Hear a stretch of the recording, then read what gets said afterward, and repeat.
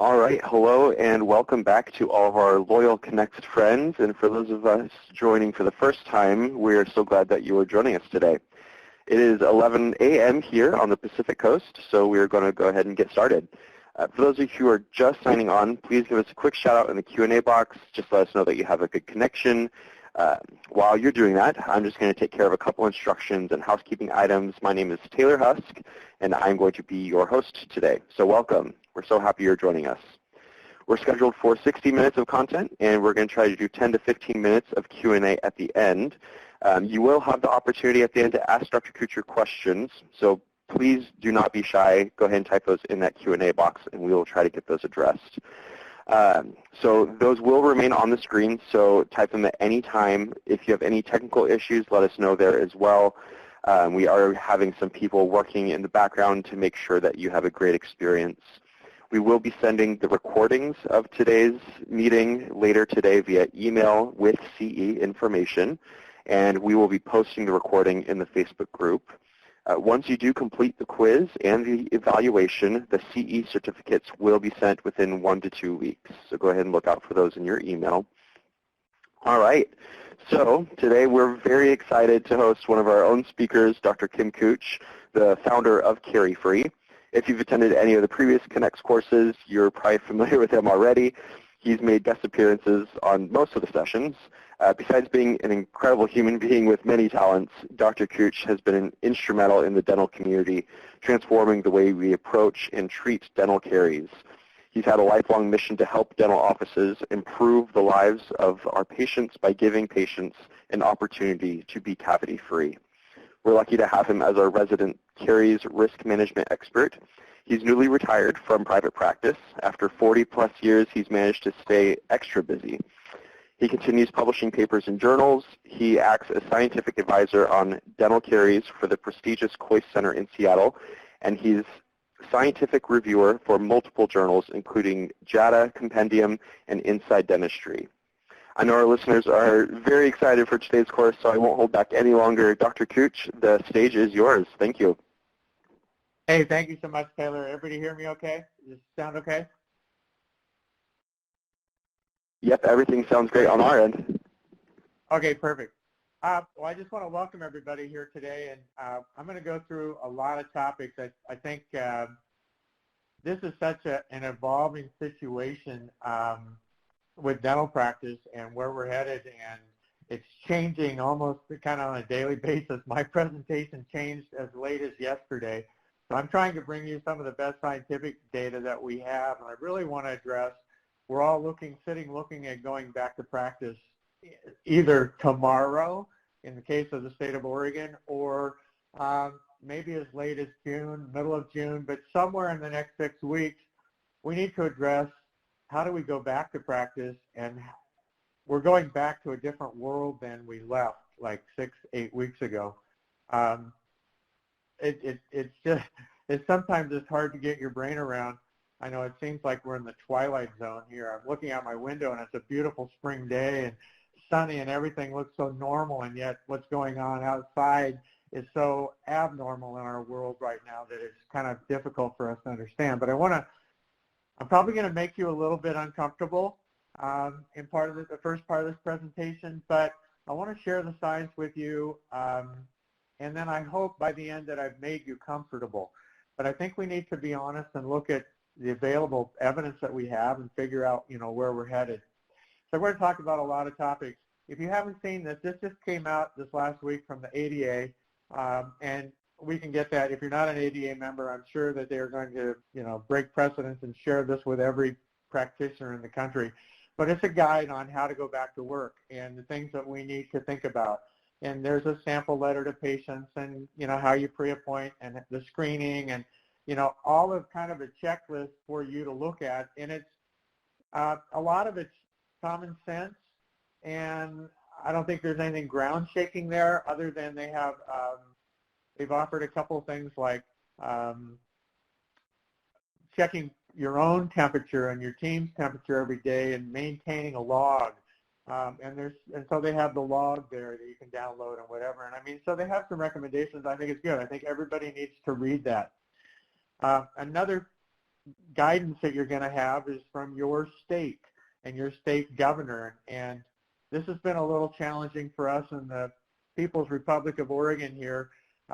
We were scheduled to go back to non-emergency dental services on June 15th, and then literally last Thursday, our governor amended that to May 1st and sent out a set of guidelines, and criteria that we needed to be able to meet to be able to go back to do that.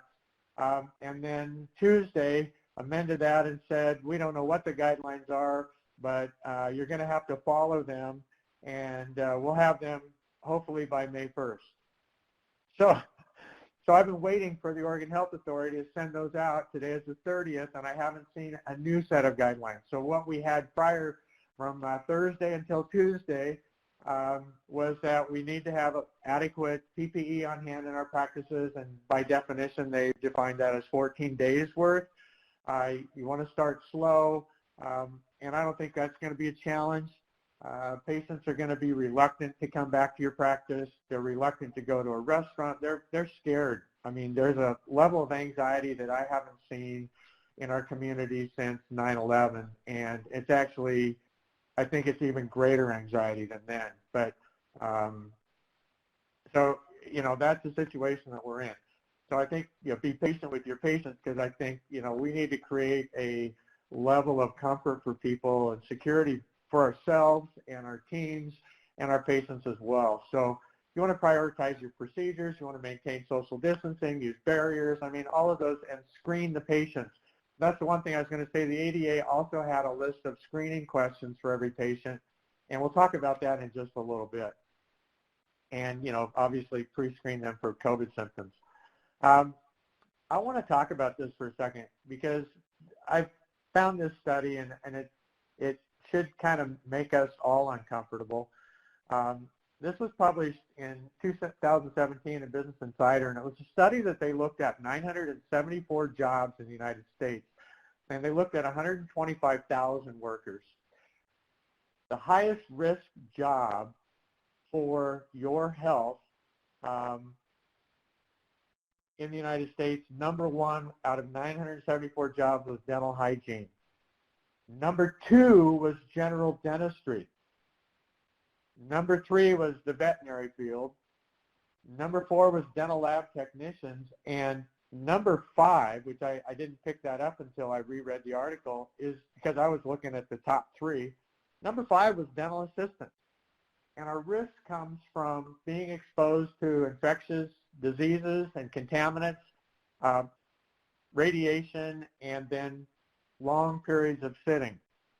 But, you know, you look at 974 jobs, we've got literally 4 of the top 5 are in the dental profession.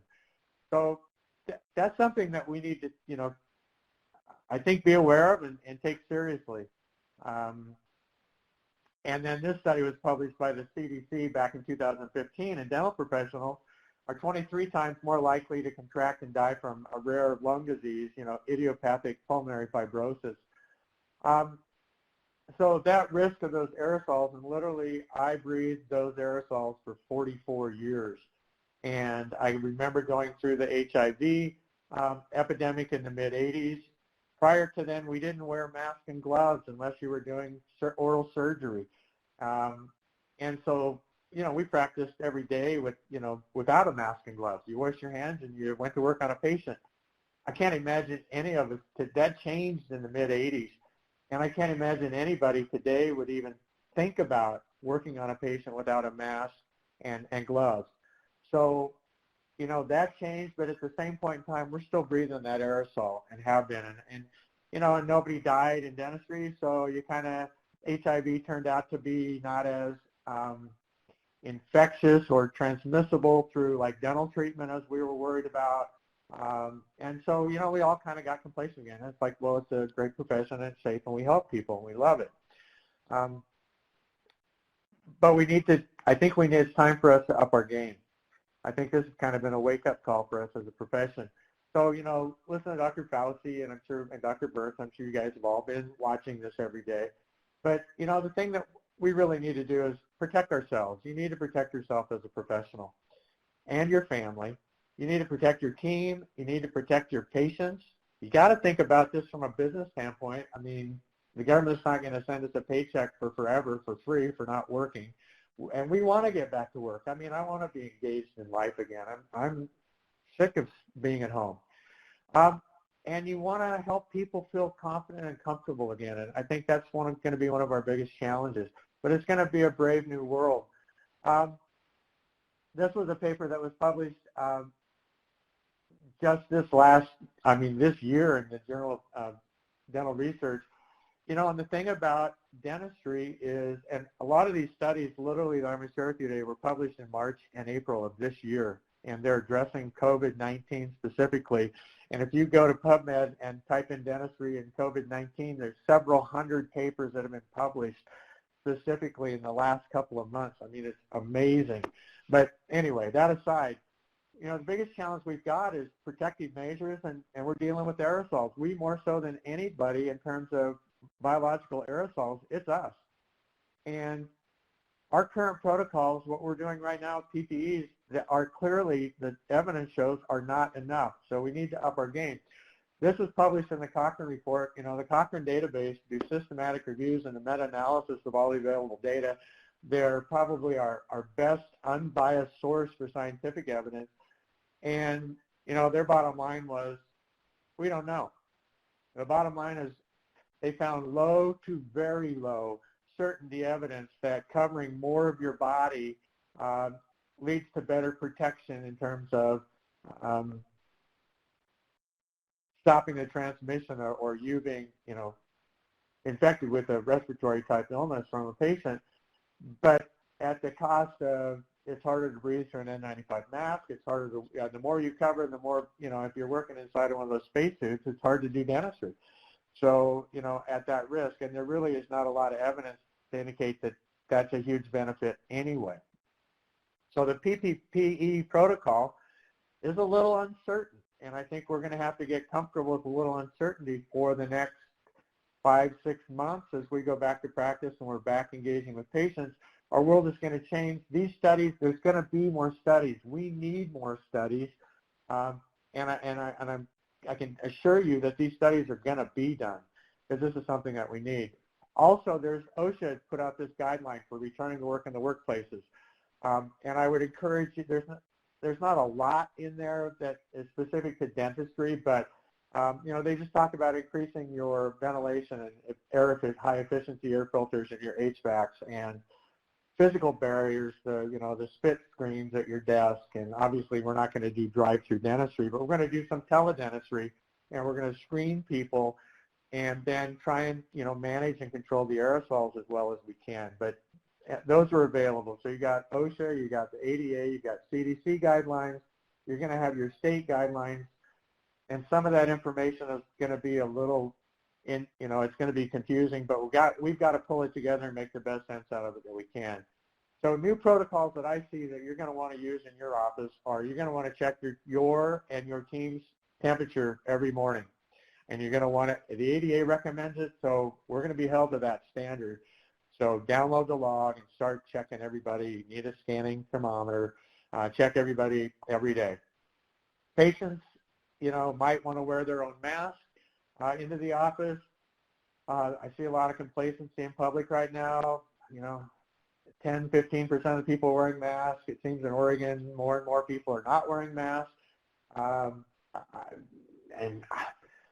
I'll leave it at there, but it's certainly an option for patients to wear a mask. I know at Costco, our local Costco, there's a sign up. Dana and I were there earlier this week. As of May 1st, you won't be allowed in the store unless you are wearing a mask. So you want to check, you know, and scan your patient's temperature before they enter the office. You want to have hand sanitizer and Kleenex and a garbage can at the front door or at your front desk. You don't want them to bleed on the counters. You want a spit shield there. You want to use disposable pens. That is, you know, you want to hand the patient a pen and you don't want it back from them. They get to take it home. So you don't have to worry about contamination that way. And you want to maintain at least, you know, the social distance of 6 feet. And there's going to be a point in time, and even mentioned today from the CDC that at some point in time we're talking about COVID testing in dental practices because again, we see people on a more frequent basis.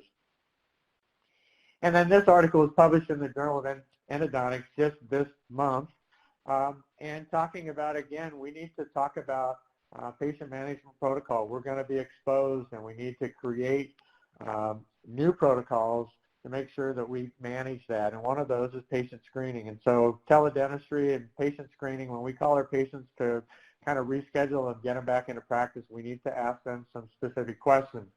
Now, Amy Donine brought up these three on her presentation, and I think they're probably the three critical questions. But again, the ADA has a questionnaire sheet, and I think it's got 8 questions on it. I'll leave that up to you to decide whether you want to ask 8 questions. These are the 3 hot ones as far as I'm concerned. You know, have they been exposed to somebody with suspected of having COVID?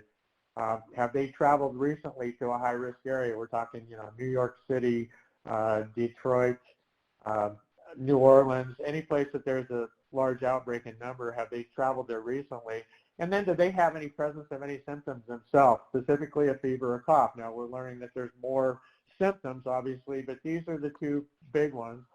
And the ADA says the temperature that they set as kind of the ceiling was 100.4 degrees. So when you're measuring a patient's temperature, that's kind of where we're cutting the line. So you're going to want to have a scanning thermometer, and I know these aren't as accurate as, say, a rectal thermometer, but yeah, it's what we got, right? And I know that they're not as calibrated and they're not as accurate, but I got to tell you, they're what we have. We got to go with what we have. They're fast. You know, they're being used at airports. You know, you're going to see them used more and more, I think, in a lot of, in our world going forward. And they're about $100. There's, you know, a dozen different manufacturers. You can get these on Amazon, but if you don't have one already, I think you're going to want one of these to start your practice with. And then social distancing. You need to think about inside of your office, your waiting room, your reception area. Do you have chairs that are sitting next to each other? Do you want to remove a few of those chairs, make sure that people can't sit closer than 6 feet apart? Obviously, if you have a husband and wife that come in together, they have quarantined together, you know, they certainly want to sit together. Those kind of things, or a family, a parent and a child, that's all kind of reasonable. Do you have them wait in their car until their appointed time, and do you go out and escort them in, scan their temperature, have them, you know, use a hand sanitizer as soon as they get in the door? There are no specific protocols. These are recommendations, these are ideas, and I think it's really up to you and your team. You need to discuss this and create your own set of protocols. What are we going to do? Because I got to tell you, you better up your game, because if I go to the bank, if I go to Costco, it's a whole different world. And there's the spit shield, and the Costco employees are all wearing masks, and now you're not going to be able to get in the store without a mask, and the same at the bank. And if you think you're going to walk into your dental office and not at least be as apparently concerned about this as other businesses are, I think patients are going to not feel comfortable about coming to see you. So we need to change what we're doing, and we need to do it for the reason of our protection, our team, and our patients. So we need to look at that. Personal protective equipment, and this is where it gets a little sketchy. You know, we've been wearing scrubs or gowns. We've all been doing that. We all wear gloves. We always do that. We always wear masks. We're always wearing glasses, and now face shields, I think, are probably recommended. It should be an always, I think, in your practice. Whether you choose to wear a disposable gown or cap or shoes, I think, again, those are things you need to discuss with your team. And you go back to the Cochrane database and it says, well, there's very low evidence that that's going to actually reduce your contamination. So if you want to go strictly to the scientific evidence, if it makes you feel more comfortable, it makes the patients feel more comfortable, then I would say for sure you and your team need to decide how you want to address that. We're going to talk about masks here in just a second. But in the meantime, certainly I think adding face shields is something that we all need to think about, just to keep that aerosol and the splatter, you know, the splash and splatter off of your face and away from your mask. When we look at the scientific evidence of aerosols, the greatest distribution or contamination is on the patient's goggles. The second highest is on the dentist's right arm, if it's a right-handed dentist. The third is on the assistant's left arm. And then the fourth is on the both the doctor and the assistant's shoes.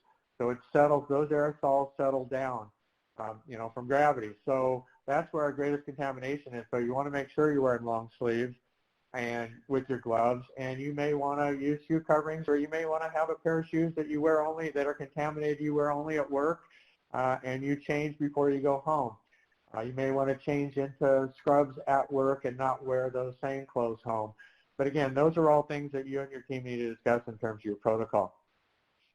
When it comes to masks, this is an interesting topic, and I've got a study in here that I just identified this morning, and didn't have time to put in the presentation. It will be in the PowerPoint and the recording and stuff that you get.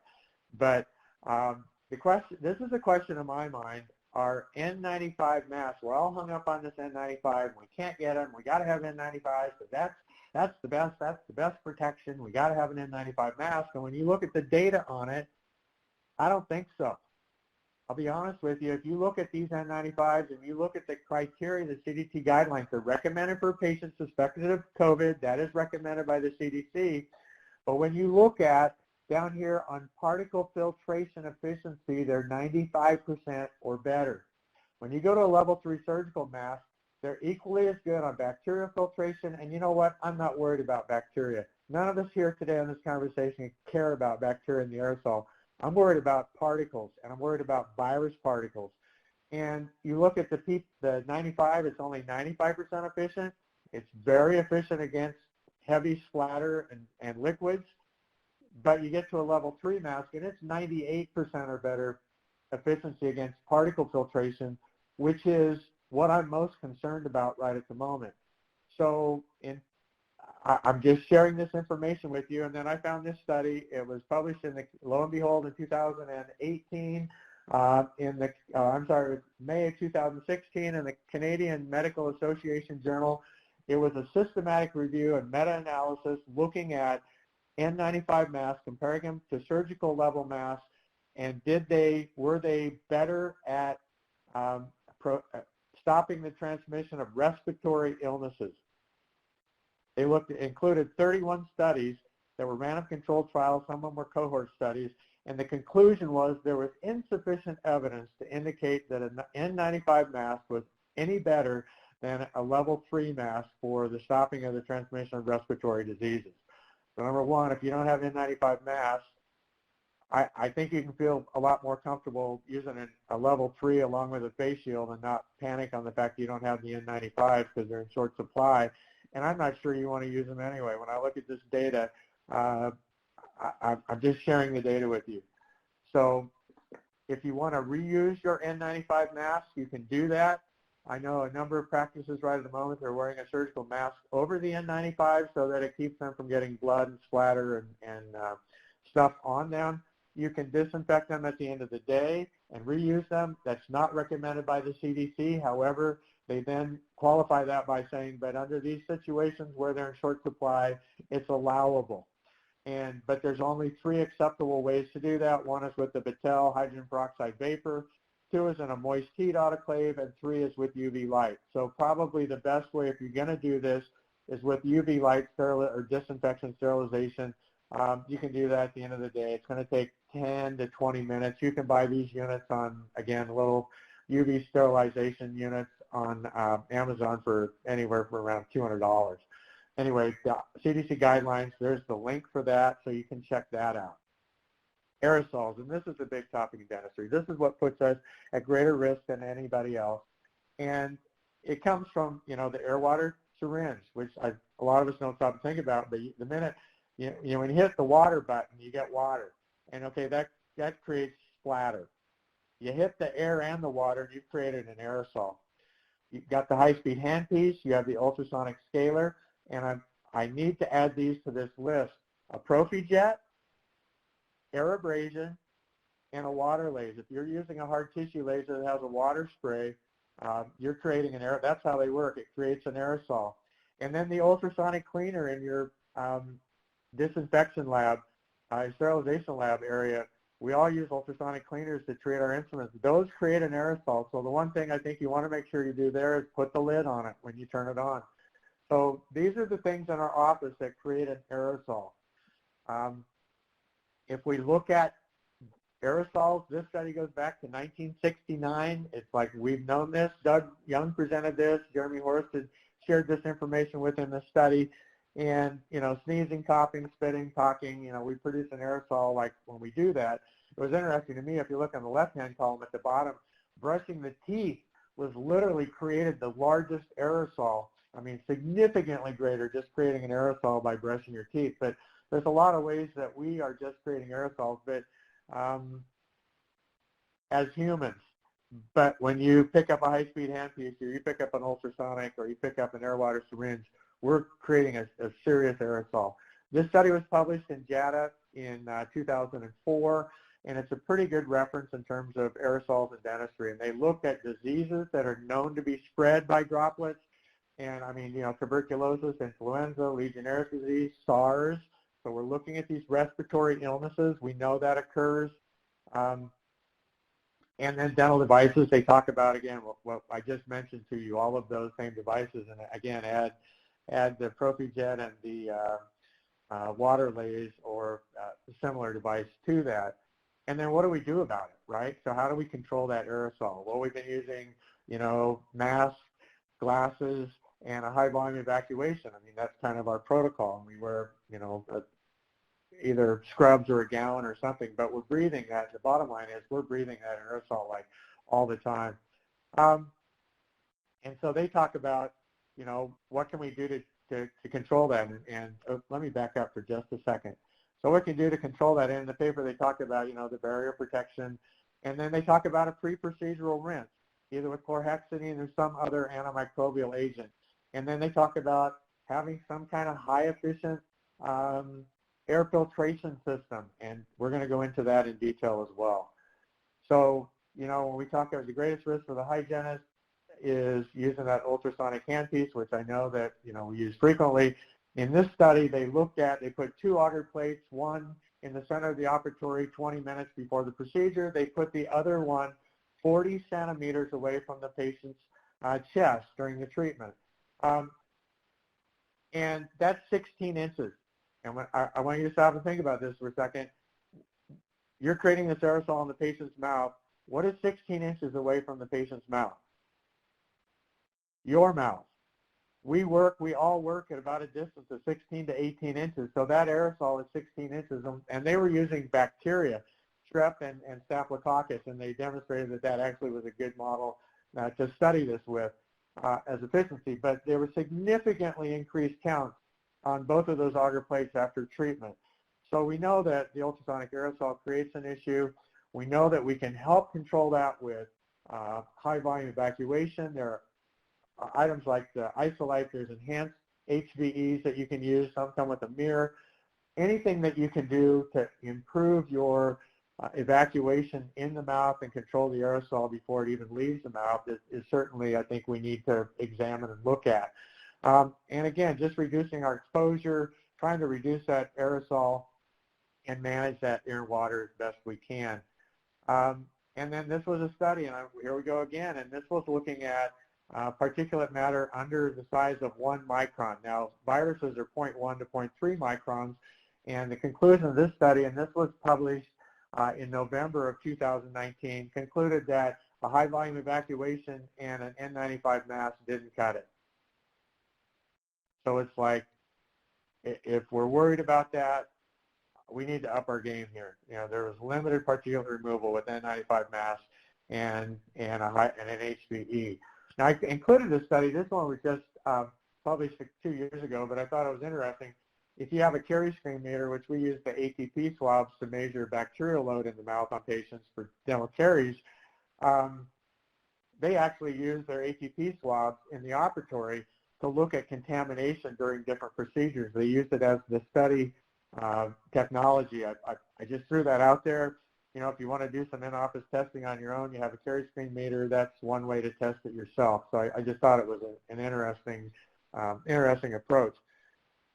So how do we reduce aerosols? Well, you can use, Doug Young talked about this in his program. You can use smart restorations. You know, use the spoon excavator, putting glass ionomer, silver diamine fluoride. Use a rubber dam. You know, the less exposure you have to saliva, the more you can isolate teeth when you're working on them, the better. Obviously, you can't do that when you're placing an implant. It's harder to do when, let's say, when you're placing an implant or you're trying to do a crown prep on a second molar. Always, obviously, want to use pipeline evacuation. You want to consider an accessory HEPA vacuum, and I'm going to talk about those specifically. You may want to have a freestanding HEPA or OPA vacuum in your operatory or in the hallway in your office. We'll go through that. You may want to create a negative air pressure operatory. I know 3 dental practices that are attempting to do that right at the moment in the country that I've talked to, and I would tell you it's an engineering challenge. If you're building a new building from the ground up, we would have probably all designed it at this point that way, but to go and try and retrofit, it's going to be a challenge. One of my good friends is the dean of the dental school in Edinburgh. He's tearing his hair out right now. They've got a building that was built in 1840, and they've got 80 students in one open bay, huge clinic. And he's like, how do you control the aerosol? How are you going to do that, right? And we got a building that's, 170 years old, 180 years old. How are you going to do this? So, I mean, now, this was a great article. This was published just this month again in the Journal of Maxillofacial Surgery. And I love this comment because these 2 authors said, creating negative pressure operatories may seem like a drastic and expensive approach right now, but in 40 years, dentists may think we were crazy for working without them, just like we look back at 40 years ago thinking about treating patients without a glove and a mask. And so I think this is probably all in our future. And I would tell you clean rooms are expensive, but what you really need to do is just create negative air pressure, which is like vacuum the air out of your operatory.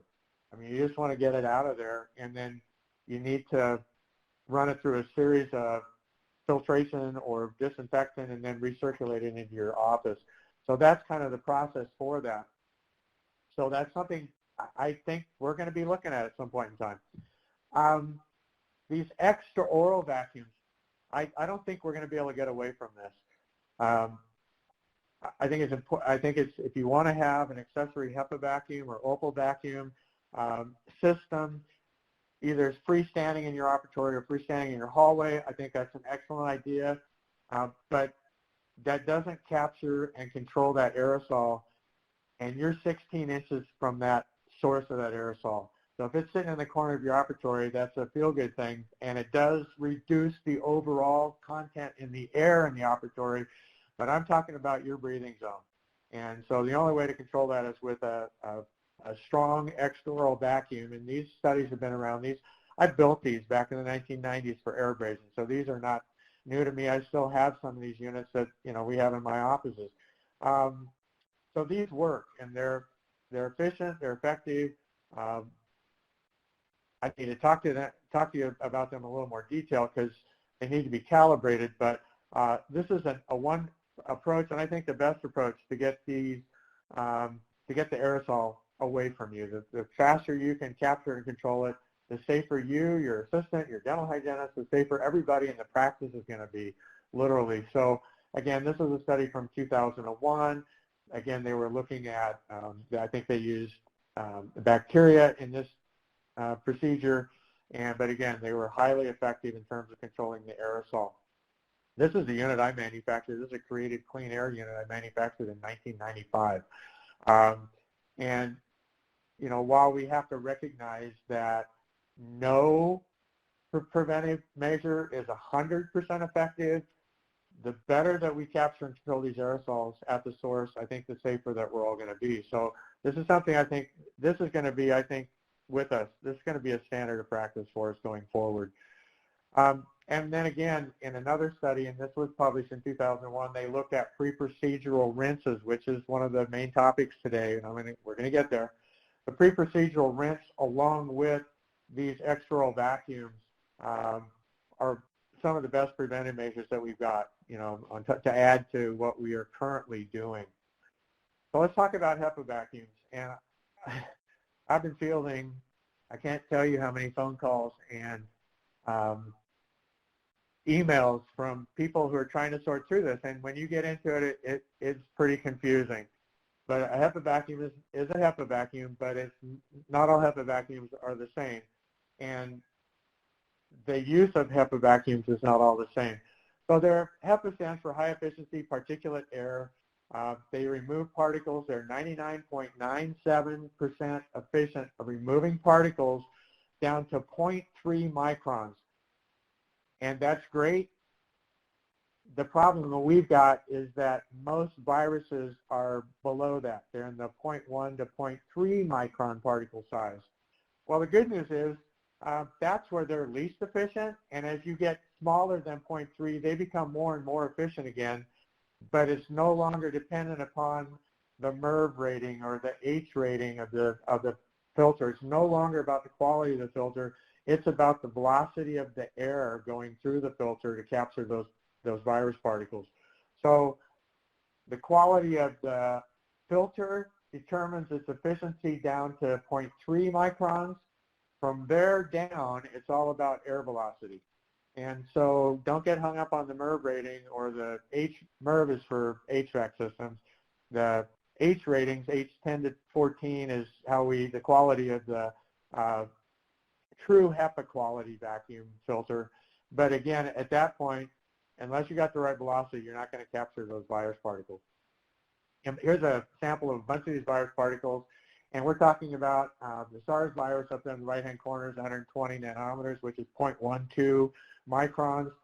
So most of the particulate matter that I'm worried about for me and I'm worried about for you is what's in that 0.1 to 0.3 micron size and how are we going to capture that. And that then comes down to being able to have a calibrated system that you've got the efficiency of the air velocity that's calibrated to the surface area of the HEPA vacuum. So it's complicated, but I just want you to know that the HEPA vacuum can be more than adequate to make us safe, but it just has to be calibrated. And then you've got these freestanding units. This one is from Surgically Clean Air. This is, I think, probably, I've looked at all these in the market. This is probably the best in the market. I know these people. It's a great company. It's a great product. They have 6 stages of air filtration that's the most complete. And actually, just putting one of these freestanding units like in your hallway reduces the particulate in your office by 84%. So, if you want to have more, even more, I'd say call these people. And, here's one of the studies that they did, and here's the data they published. Or you may want to look at a competitor. I don't care. If you want an accessory HEPA freestanding vacuum that treats the air and disinfects it as well, I think that's a great idea. Just understand, this is treating the circulating air. It's not capturing the aerosol at the source. So, which is like, I want to do that. I mean, that's job one in my mind. And then I think at the very minimum, you should have HEPA filters in your HVAC system in your office. If you don't know, find out. And again, call your HVAC person, whoever that is. You want to look at having HEPA filters installed. If you don't have them, maybe it's a good time to change your HEPA filters. It's maybe time to move up in the MERV rating to get the highest efficiency one that you can get. And it may be a time you want to put in like a UV light disinfectant system into your HVAC as well. The thing about UV light is it's not instantaneous. There's some far UV that's coming out, but it's not really readily available and not approved by the FDA for some applications, and it's very expensive, but it's faster. But the current UV light will work in your HVAC system, but just recognize that it takes minutes, not seconds, to create that, have a disinfecting effect. So now we're down to the topic of pre-procedural rinse. And we're going to have a great time for questions, and I know there's going to be a lot, and I know there's going to be a lot I don't know the answer to. So let's talk about pre-procedural rinses.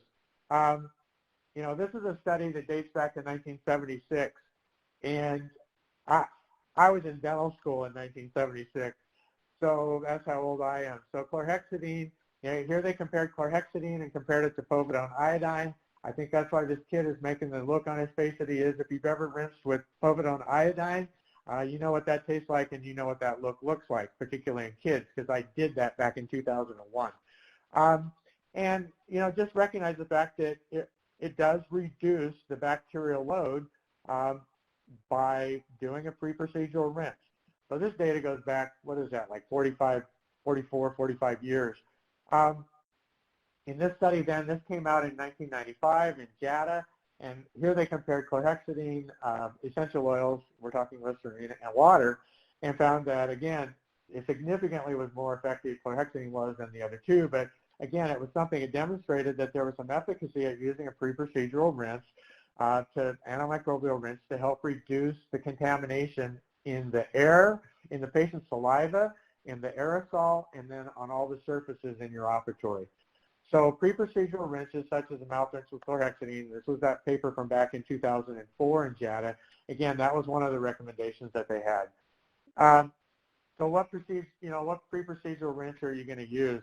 So again, I've been bombarded with a lot of questions about, well, can we use this? Can we use that? Yeah, I saw a lot of information. People were thinking about using hypochlorous acid. Using a hypersaline rinse in your nose, your nasal passages, or gargling with it, and Brad Bales presented that evidence on our very first webinar. I think that's a great idea, but you have to understand that isn't hypochlorous acid. You're providing the chlorine source so that your tissue cells can create hypochlorous acid with that chlorine. It's a great idea as a preventive measure. In terms of a pre-procedural rinse, salt water isn't going to do it for you in terms of antimicrobial activity. Creating hypochlorous acid is a great surface disinfectant, and it's being, marketed to households as a safer alternative to other disinfectants. These little units are available. You can get these things again from $100, $200 on Amazon. They're little ionizing units. You put salt, and some of them you put vinegar, and you turn it on, and you can create hypochlorous acid in the solution. This study actually compared it to chlorhexidine, hypochlorous acid in one of these rinses, to chlorhexidine as a pre-procedural rinse, and found out that it was, let's say, less than effective. So I would scratch that one off my list if you're thinking about that. And then this is looking at study. This study was published in JADA back in December. A pre-procedural rinse reduced the number of colony-forming units by 65%, basically. And again, this was a systematic review. And so I know, hey, if we can reduce things by 65%, that's a huge step forward. And if we can control the aerosol at the same time, we're making everybody safer in the process of doing that. So we know that's a good idea. As I'm looking at all this, I'm thinking like, well, where would the carry-free treatment rinse fall in this, because it has sodium hypochlorite? And I'm going to give you just a little background here on sodium hypochlorite as an antimicrobial agent to use in rinses and why I've been using it for 16 years. Most of this work comes from Jorgen Slotz and his colleagues looking at treating periodontal disease.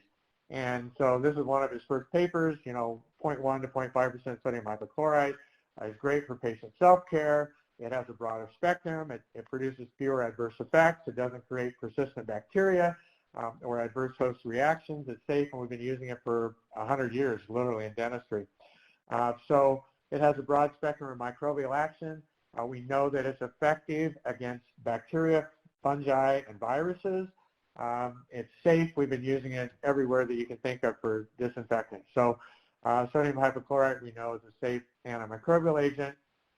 We used it in a study that we did on a high-risk population of school children, a random controlled double-blind study, and it reduced their caries rate by 73% over a period of 3 years by just having them have a limited exposure to this rinse.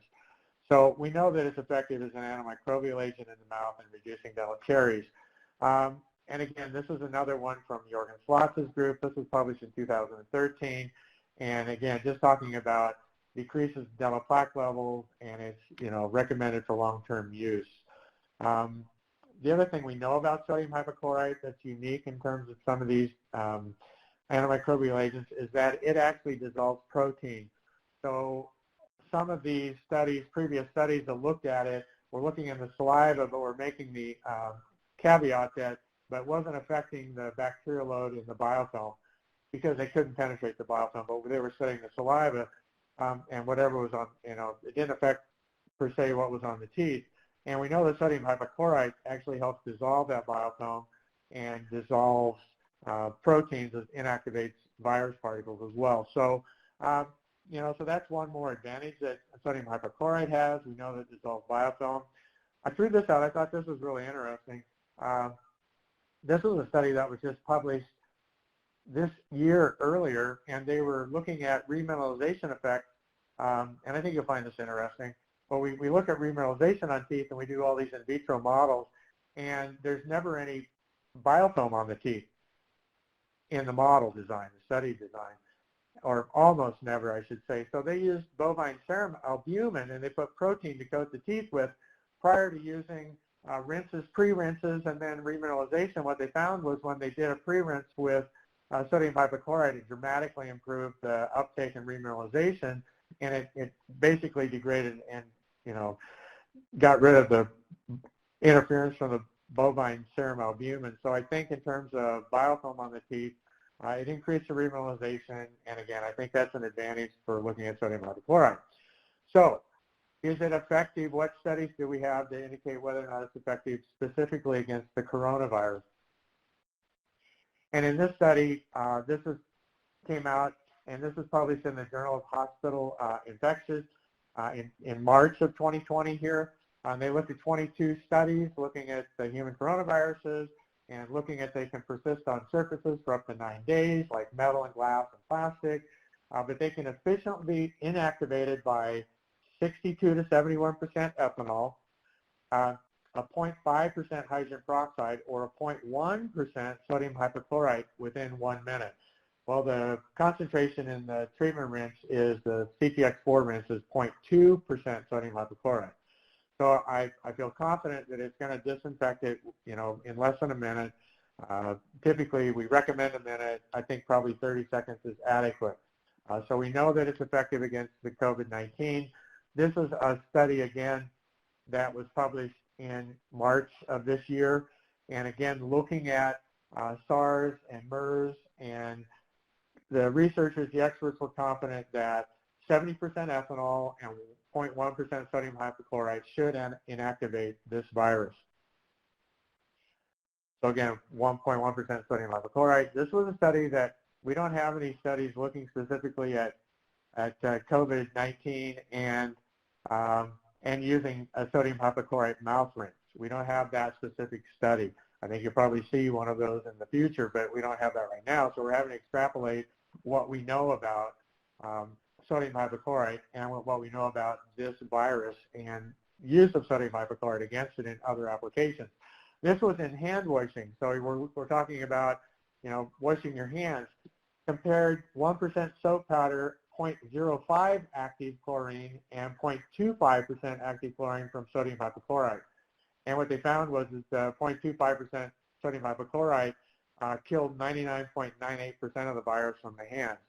So extrapolating that data from surfaces to hands, I'm thinking that this is going to be my protocol of choice.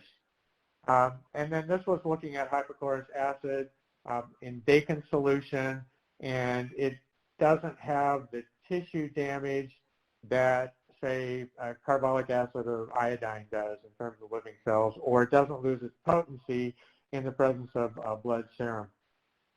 So, and we know that that's how neutrophils, and it's like the tissue cells are producing hypochlorous acid when it has a chlorine source. So that's one of the byproducts of sodium hypochlorite as it breaks down. So there we have it.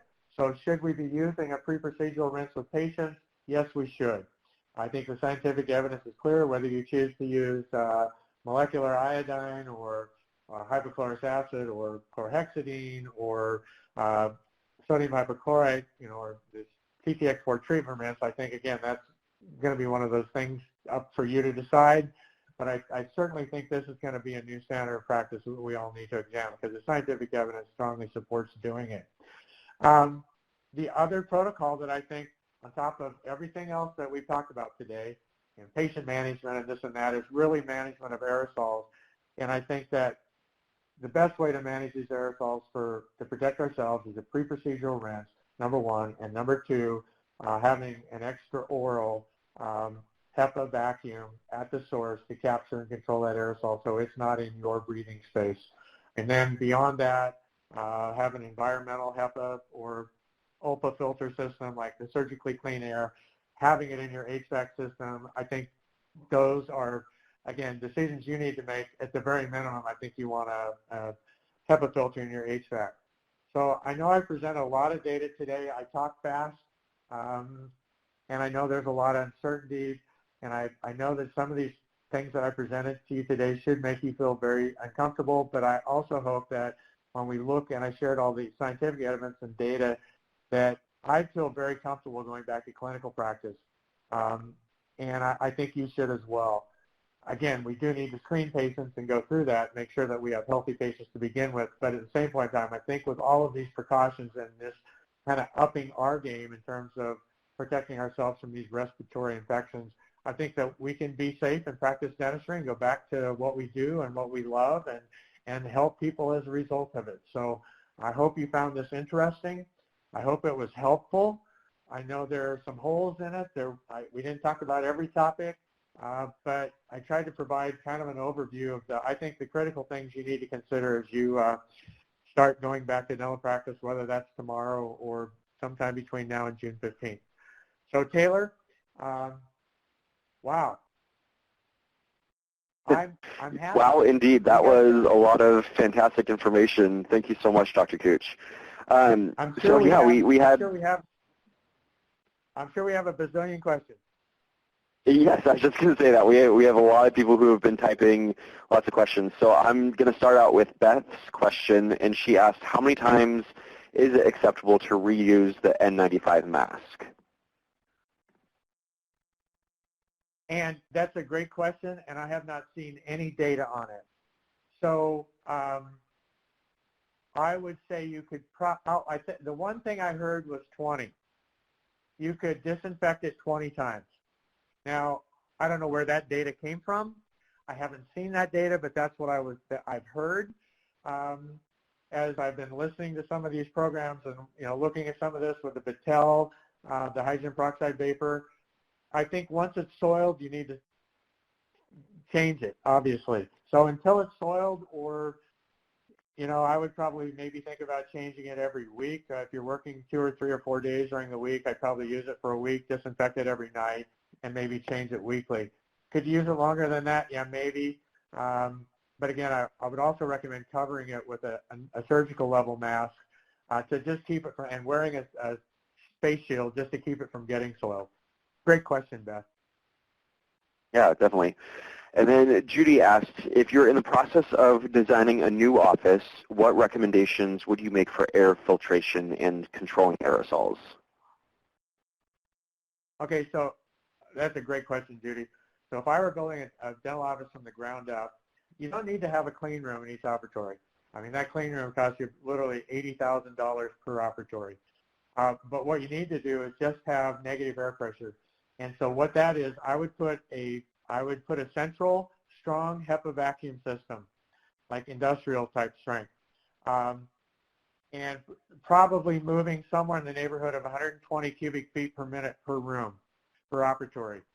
So you just want a hole in the floor. I would probably put it kind of somewhat directly, a 3 or 4 inch hole connected to a duct leading to that central vacuum. I'd have it kind of positioned pretty much right below the patient's head.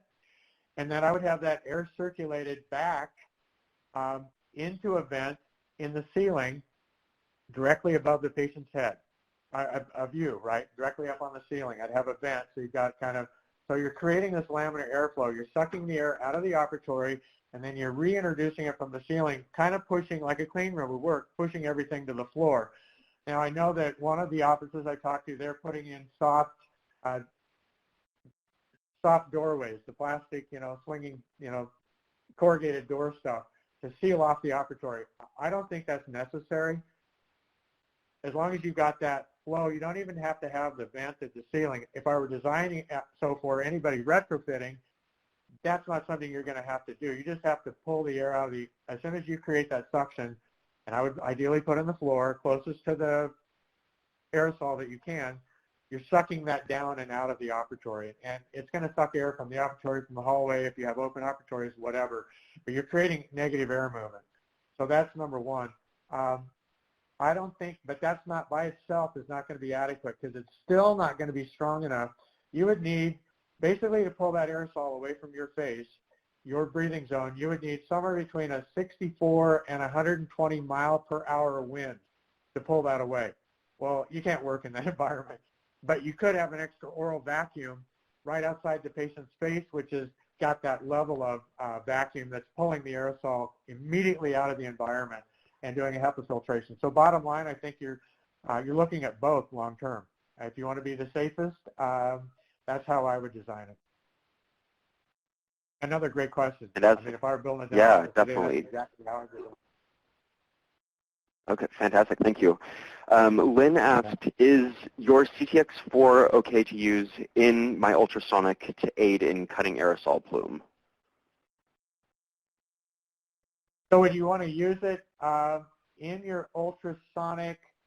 So you're talking about, I guess you're talking about the ultrasonic cleaner where you're putting your instruments and not running it through your ultrasonic hand tube. Yeah. So, yeah, it certainly would be safe. You could, I don't think I would use the CTX4 for that because it's not going in the human body. I would probably just use household bleach and probably get to like a 0.2 solution. So that wouldn't be difficult to accomplish. Again, if you want to use that in your sterilization protocols, there's no reason you couldn't. But again, I would want to make sure that you covered it if you're, using that aerosol. Because you obviously don't want sodium hypochlorite aerosol. You don't want to be breathing that either long term. So, and you try, and you should. And again, if you were designing a dental office from the ground up, I would have a hooded vent over my sterilization area, certainly where I've got my ultrasonic cleaner and where I had my autoclave. So. Yeah, and it looks like Lynn typed in, she was referring more to using it through the handpiece during SRP. She helped clarify that for us. I don't know that. Yeah, you're still going to have the aerosol. That's a good question. I don't have the answer to it. I think if you did a pre-procedural rinse with it, and then you control the aerosol, that's probably good enough. All right, thank you. And then Tim Burns asked, children under 6 typically are unable or refuse to rinse and spit. What should pediatric dentists use for a pre-procedural rinse? And I'm not sure you're going to be able to use a pre-procedural rinse on those kids. So typically what they do is use a swab and swab the mouth. Take a 2x2. I know that a lot of, some pediatric dentists have done that with povidone iodine. You could do it with the treatment rinse and just swab their teeth with it. Again, you're not going to get them to rinse and spit under the age of 5 for sure. And I wouldn't want them swallowing sodium hypochlorite. So, swabbing is probably your best, with a 2x2 is probably going to be the best thing that you can do. And that may be a challenge for some kids. And that may be a challenge with some kids. Yeah, fantastic. And then Amanda has asked, what is the ratio to use to make proper sodium hypochlorite pre-rinse? To get to the 0.2, the proper ratio is right there in the carry-free treatment rinse, the CTX4. If you were trying to do this by just mixing household bleach, you're probably looking at a couple of tablespoons per quart of water, somewhere in that ballpark. Don't quote me on that. That's a guesstimate. And I would tell you, before you decide to do that with your patients, I would encourage you to do it yourself first. Because when I first started using sodium hypochlorite, I did that, and I only did it one time. And I thought, I will never, I just would never do that again myself personally. So again, if you're going to use povidone iodine, whatever you're going to use, try it yourself first and see what it tastes like, and then see whether or not you expect your patients are going to do that. All right, thank you. And then Heather was hoping for some clarification. Last month, there was a recommendation for hydrogen peroxide pre-procedural rinse. Are these still being recommended? I'm not recommending it, but hydrogen peroxide appears in one of the studies was mentioned, and the other 2 studies on it was not. So I think it could work. If you wanted to use hydrogen peroxide, but again, the stronger evidence that we've got is it all points to sodium hypochlorite. All right, thank you. And Catherine was asking, where can we find the resources of extraoral vacuum? Okay, so you can just go online and Google search for extraoral vacuum, dental aerosol vacuum. There's I don't know. There's probably 8 or 10 manufacturers on the market. They range from about $1,000 to $3,000. And I would share with you, I'm currently working on one with an engineer myself because I really want a calibrated system. I want to know this calibrated. We're going to test it. But those are available, and you could go, look online and look them up. Like I say, there's quite a few manufacturers. Great, thank you. Carrie was wondering, she's heard that sealed goggles are being talked about since the virus can't enter via the eyes. Is there any truth to this, or are face shields and loopes enough? Again, these are great questions. Again, haven't seen any specific, here's the bottom line. Haven't seen any specific study examining that. I don't know if such a study exists, but I haven't seen one. I would tell you that if you're wearing a face shield and glasses and you have good control of the aerosol, shouldn't be a concern at all. But if you feel more comfortable with sealed goggles and you can work that way, bottom line is the challenge for most of us dentists and even hygienists now, we're all wearing loopes. So it's hard enough to find a face shield to wear and wear with your loopes, much less trying to figure out how to wear goggles. But I don't think sealed goggles are, personally, this is my opinion, I don't think that would be necessary as long as you've got glasses on. You'd have to get splashed on the side of the eye. The aerosol itself, hopefully we're controlling it well enough you're not getting aerosol in your eye. And with a face shield, so it should be adequate. There are no recommendations on that yet that I've seen requiring or mandating that. But so I'd leave that up to you. It's what you feel most comfortable about. But I haven't seen any specific scientific studies on it. All right, thank you. And then Dr. Baer, he had a comment. Solea Lasers is stating that the aerosols their laser creates is safer than those produced by the drill or water lathes. Have you heard that, Dr. Kutsch, have you heard anything about that? Do you have any comments? And thank you, Bruce, for that question. I'm not familiar with the Solera. I've not used the Solera, but if it creates an air water spray, I fail to see how it would be quote unquote safer. And I'm like, I guess I quote John Coyce here, in God we trust, everybody else show me your science. So it's like, show me the scientific study that says that it's safer, and if it is, I'll promote it that way. But I haven't seen the science on that, so I don't know.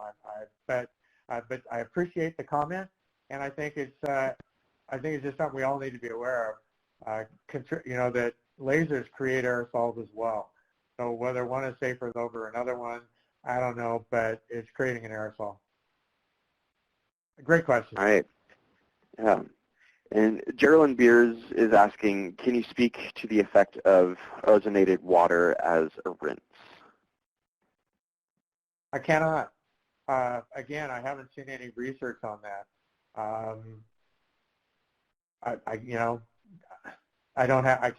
have no data to base any opinion on, so I really can't. I wish I could.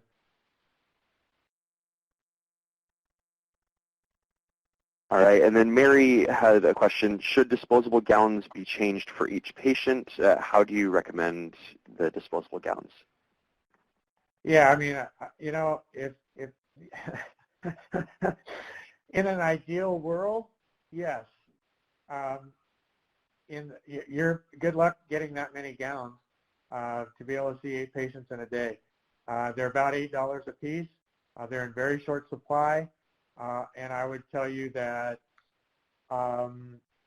again, I think the reality for our situation is you're probably going to be wearing a gown all day, and unless it gets soiled, you'll throw it away at the end of the day. It's why I much prefer at this point in time having gowns that are, cotton or, something that you can launder and you need to launder them in office. You don't want to take them home and launder them, but I'd rather do that because at least if it gets soiled, you've got the ability to have that on hand at all times. Like the Oregon mandate, the Oregon Health Authority mandate, is having enough PPE on hand for 14 days. So that would mean if each of my hygienists, 4 hygienists, I'd need 64 gallons a day just for them.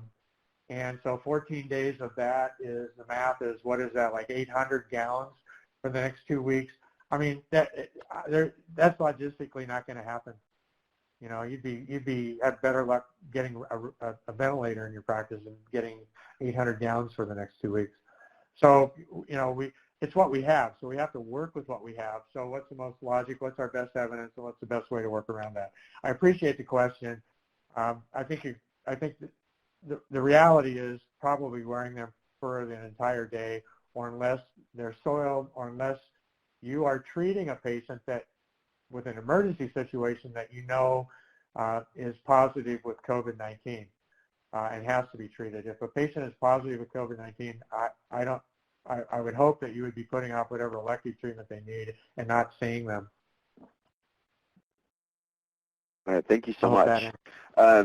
Yeah, so I think we have time for one last question. So there's been so many questions coming in. But we had a final question of, for people reusing their masks, or I mean, you could even apply this to the gowns, the N95 masks, how would you recommend sterilizing those between uses until you are able to switch out for a new mask? Okay, so the best way to sterilize a mask is UV light. I mean, that's, you know, that's it. But recognize it takes, every unit's a little different based on the power, but it's somewhere between 10 and 20 minutes to sterilize it. So it's something you want to do at the end of the day, you know, go through a procedure, sterilize it in both sides of it. So you want a unit that not just has a single light source, that has a light source from 2 sides so that you can put the mask or a few masks in there and have them all, you know, both sides of the entire mask decontaminated all at the same time. These are great questions.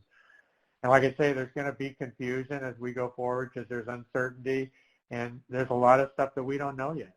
But we have to take the best scientific evidence we have, make the best logical and rational decisions that we can, and try and protect ourselves and our patients and our teams as well as we can. So I appreciate all these questions, and I appreciate we had a record turnout today for this, and I appreciate everybody spending their time. And I absolutely hope that you all stay safe, and I hope that we can get back to practice safely, and bless each one of you. Great. Thank you so much, Dr. Kutsch. Such great content. I know I feel better after listening to everything that you said, so thank you so much. We appreciate it more than you know. So just a couple of things before we do wrap up. If you had questions that did not get answered today, please do not hesitate to reach out. Our email is info@carifree.com. That's CARIFREE.com. Kendall has posted it in the box above the Q&A. And again, thank you so much, Dr. Kutsch, and thank you to all of our attendees for joining us today. It was a record turnout. We hope to see you again tomorrow, and stay tuned, and we look forward to hearing from you all. Thank you, everybody.